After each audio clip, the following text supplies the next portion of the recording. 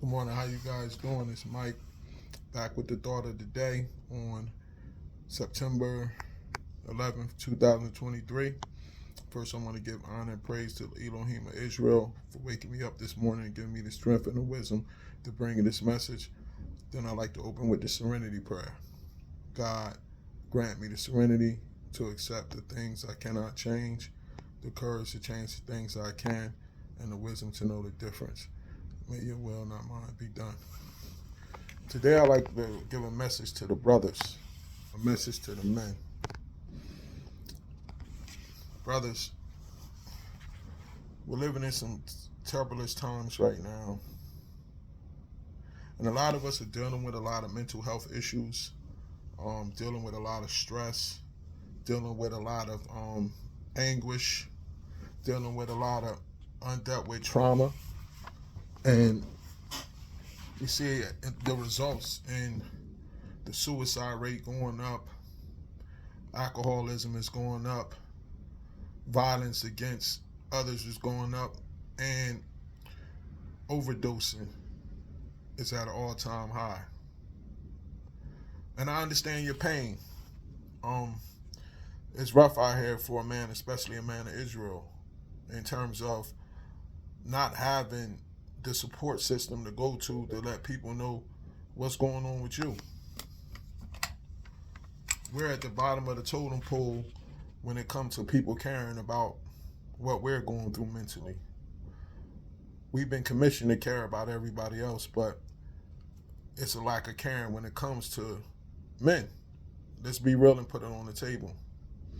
Therefore, you have to come up with a plan to devise yourself for your own self-care and your own self-worth. Start out by getting a therapist. You know what I'm saying?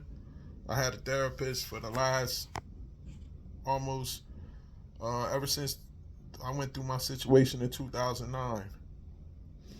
I had my steady therapist that I got now since like 2012, 2011. I talk to her once a week. If things get, I talk to her once a week on a regular basis. Next, I had to develop a relationship with the Most High. I had to rely on Him because anything else in this world is unreliable in terms of that kind of thing. To really be able to express myself and understand why things happen, it took some reading, it took some praying, it took things of that nature to try to get discernment, to try to get clarity to what's going on. I have a couple brothers from my congregation that I talk to, and let them know how I'm doing. Next, a support group. I go to AA, NA meetings, other meetings like that. If that's not your thing, you and your boys, so start your own support group. It's important for y'all to come together and sit down maybe once a week and just talk about things that y'all going through. Run things past each other. Maybe somebody else in the group could help somebody else out with some suggestions, things of that nature.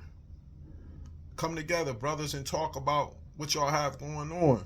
What's going on in your life? What's your stressors? What's the expectations? What's the pressure that you're dealing with? Next, I got call around and check on each other. Call a brother and ask him how he's really doing today.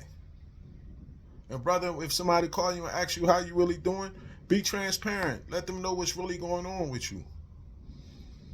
We need these things lined up in order to help ourselves, man. Finally, go see your parents. Talk to your parents.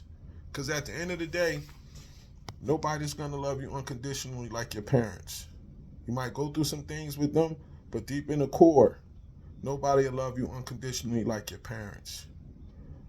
So fellas, let's put these things in our lives so we can become better us. And we don't got to give in to the things that Satan put in line to try to take us out when we dealing with stress, anxiety, and pressure. We could really do this, man, one day at a time. This brother Mike. Enjoy your day. Shalom.